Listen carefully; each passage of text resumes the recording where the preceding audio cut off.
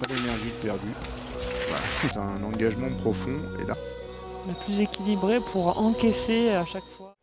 2015年3月7日土曜日、フランス・パリのパレデコングレにて第30回武道祭が開催されました。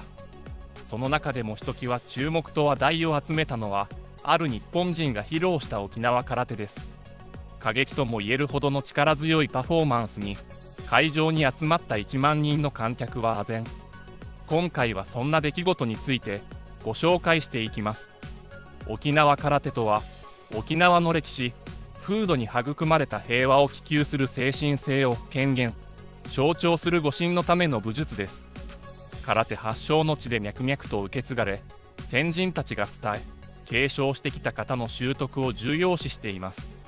この型は攻防一体となった無駄のない技が完璧なまでに構築されており、同じ型を日々繰り返し鍛錬することによって、体力、忍耐力、精神力を鍛え上げることができます。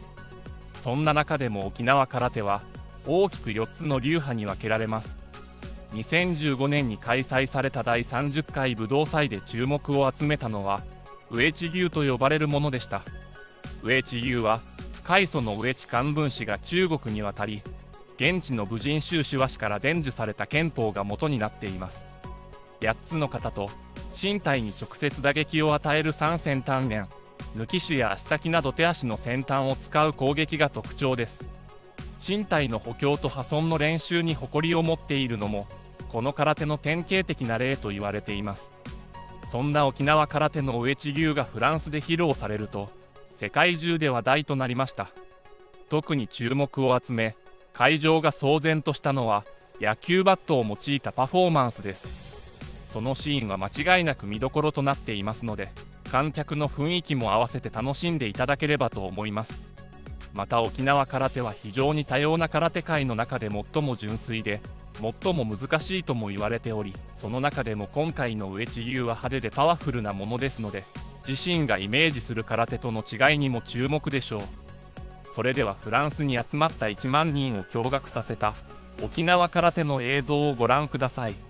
Vous allez nous expliquer ça. On n'est pas du tout sur un karaté sportif. On ne recherche pas la même chose.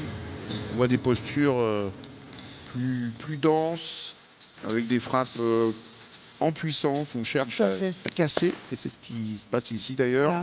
La cocaine avec l'avant de son poignet, à la base de sa main, il a cassé la planche. C'est vraiment impressionnant. Oui, parce que ça a l'air d'être, je sais pas quoi d'ailleurs, un truc très fragile, mais c'est quand même des... Regardez, on les voit bien, les planches. Hein. Imaginez-vous à la place. Paf, il passe à travers. C'est très puissant. 2 planches avec son pouce. Je vous dirais que par rapport à la forme sportive, c'est une recherche d'efficacité, mais vraiment dans la puissance. Esprit martial, les origines, on cherche à le faire tomber sur un coup.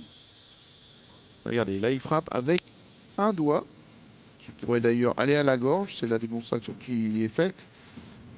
Et voilà ce que ça donnerait dans la gorge. Waouh! Il est tout en puissance cet homme-là, on le sent, effectivement, on le voit bien, le Superman que ça devait être. Il y a 20-30 ans, il est 9e dan, il ne doit pas être tout jeune, 1951, c'est pas un gamin, il a plus de 60 ans. Alors regardez l'impression de puissance, presque intimidante qu'il dégage. On l'a fait peur. Il a 63 ans. Oui. Donc c'est une batte de baseball, mesdames et messieurs.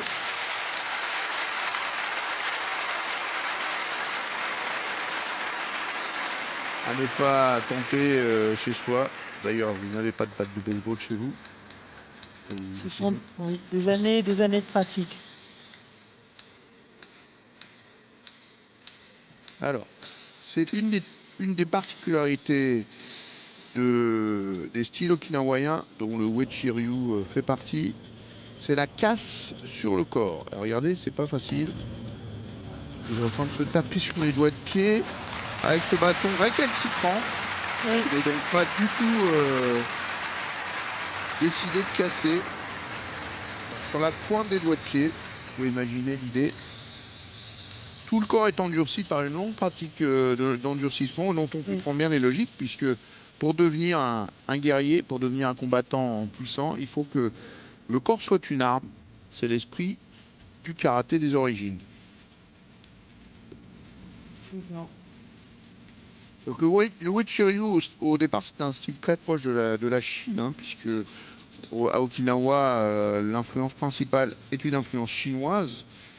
D'ailleurs, le style s'appelait au départ Pangai-nun, qui veut dire, paraît-il, mi-dur, mi-doux. C'est une des caractéristiques des arts martiaux, hein. Il faut être à la fois dur, il faut être à la fois souple. Oui, tout à fait. C'est trouver l'harmonie, toujours trouver l'harmonie, l'équilibre entre les deux. Encore un travail d'endurcissement. Voilà, on frappe le jeune pratiquant pour le qui a contracté à subir le coup. Et c'est plus tard que maître Kambun Uechi a fini par donner son nom à l'école. Le Uechi-ryu. Kambun Uechi qui avait étudié les arts martiaux chinois et la médecine, comme beaucoup de pratiquants d'Okinawa, de jeunes experts faisaient à l'époque.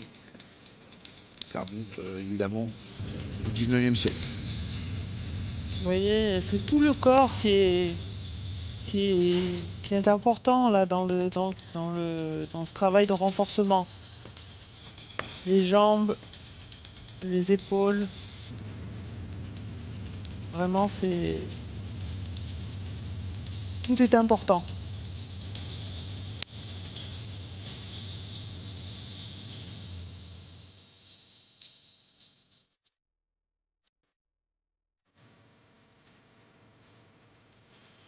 Et toujours le bout des doigts, Oui. qui sont des armes. Ce sont des armes si on les endurcit, bien sûr.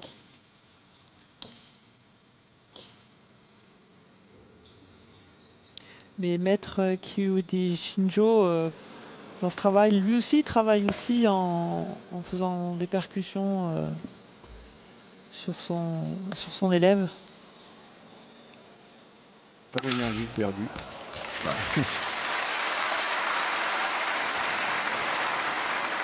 Évidemment, une pratique qu'on ne peut plus proposer dans les clubs, hein. Les arts martiaux, c'est pas que du sport et c'est pas que du divertissement, si j'ose dire, ou une pratique soft,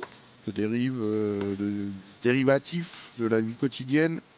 C'est un engagement profond. Et là, on voit les traces de ce que c'était que la pratique martiale. Oui. Obligeant son élève à avoir une posture la plus juste possible, la plus équilibrée pour encaisser à chaque fois Wow. les coups.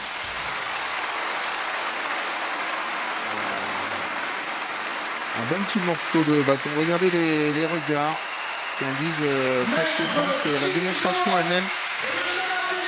Oui. いかがだったでしょうか。沖縄空手ならではの良さと迫力が伝わってきましたね。特に野球バットを破壊するパフォーマンスには驚かされました。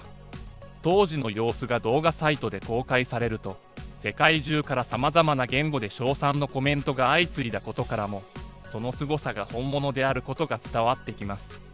沖縄県は次世代へ正しく保存、継承すること、空手発祥の地、沖縄を国内外に広く発信することを目的として、沖縄空手をユネスコ無形文化遺産登録にしようと、精力的に活動を取り組んでいるようです。